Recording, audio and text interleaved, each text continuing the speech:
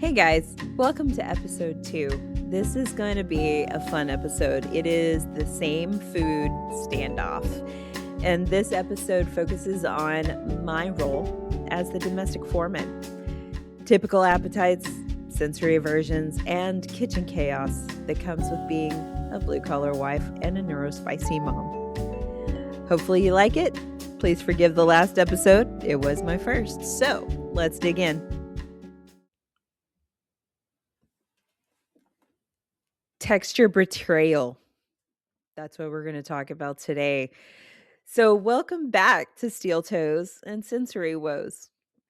I'm your host, the woman who currently has 2 different meals cooking on the stove because I live in a culinary war zone. When DJ, my oldest, was little, I found a chicken nugget that he and my own ADHD brain actually liked. I bought 3 bags. I was a hero.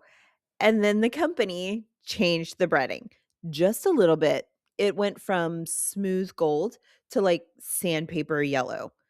I served them one night and my baby boy looked at me like I'd handed him a plate of hot gravel.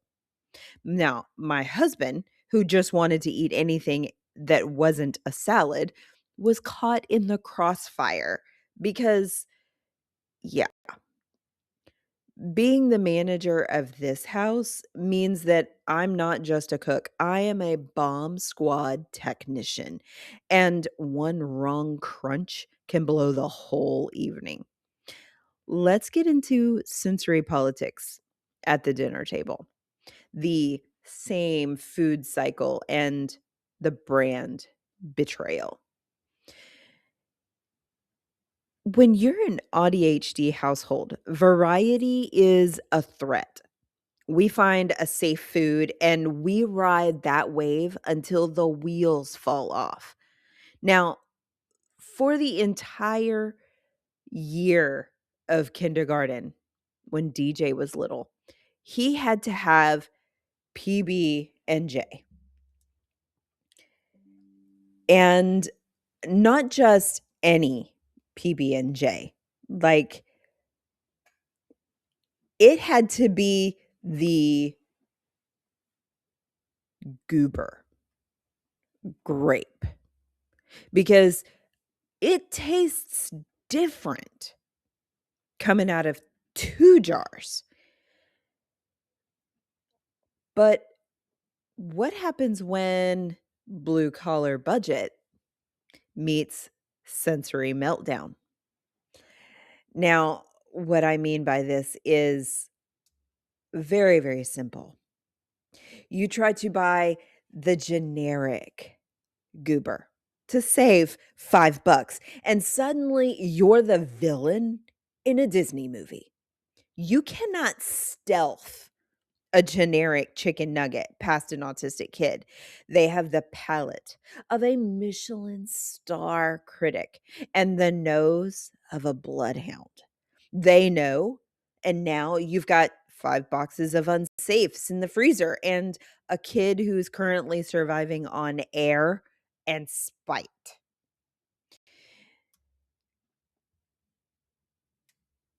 Now, when I say he lived on peanut butter and jelly for an entire school year, I am not joking. And he had to have the right kind of bread. Like, the bread had to be a certain way. It had to be Sunbeam,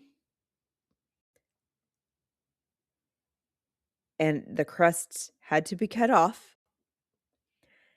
Now, living in Arizona, we didn't have Sunbeam bread readily available. I had to hunt for that bread, and I finally found it off base. So, it took a while to get used to living in Arizona when we only had you know, certain stores we could go to get bread, but it was okay. It was good, and things got a little easier. Now, let's talk about the typical family members, the ones who can eat a casserole where the ingredients actually touch each other. Ugh. So, one day, my cousin came over and asked, "Why don't you just hide the onions in the meatloaf?" Um, ma'am, do you want to see a tactical meltdown? If my kid finds a surprise onion or like anything green, she will lose trust in the entire food chain for like 6 months.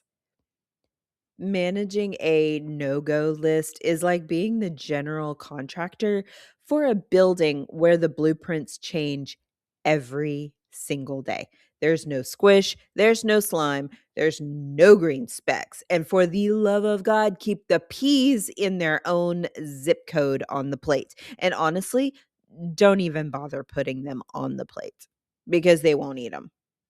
It is a full-time job keeping the typical people from accidentally triggering the sensory ones. So, how do we manage our kitchen chaos, right? So, being the manager of a house like this also means that I have about 400 tabs open in my brain, and none of them are for a timer. I will start pasta, get distracted by a loose screw on a kitchen cabinet, decide to fix the cabinet, and then end up reorganizing the spice rack by color. And then suddenly, beep, beep, beep, beep, beep. The smoke alarm is basically our dinner bell. The husband comes home from the shop smelling like diesel and sweat. Yummy. But he sees me standing on the chair with a dish towel, or in my case, a paper plate waving at the ceiling, and he knows it's time for dinner. I'm trying to run a five-star kitchen with a brain that's currently occupied by a 1990s pop song, or more recently, a Hamilton soundtrack. I don't know about you, but for me, the dishes are the biggest paralysis that I have. And when I say a paralysis, I mean genuinely a sink full of dirty plates isn't just a chore. It's a physical barrier. It is a mountain of epic proportions, like Mount Kilimanjaro or Mount Kilimanjami, because oh my God, it ain't happening. But every now and then the stars will align. And I find a meal that the teenage toddlers will eat, the husband likes, and that my sensory brain does not reject. And we'll call that the Tuesday miracle. No one screamed. The chicken was the right shade of beige. And I only burnt one finger. It's a low bar. But in this house, we celebrate those small wins.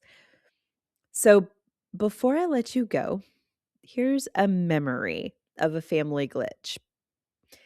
My husband brought home a new to us industrial strength soap from the shop because he's tired of having grease under his nails. Now, anybody that knows Josh knows that his hands and grease are basically one and the same. It is never coming off.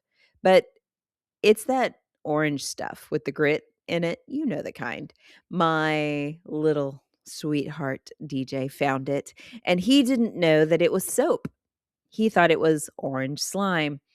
I walk into the bathroom and he's got this covered himself, the entire bathroom in orange pumice soap. It smells like a citrus orchard has exploded in a mechanic's garage. It took me an hour to clean it off, and now the kid is exfoliated, but I'm sensory fried from the smell. That's life. That's life as the manager of a blue collar neurospicy circus. We're working hard. We're glitching harder, and we're doing it with orange scented hair. I'll talk to you guys next week. Stay spicy.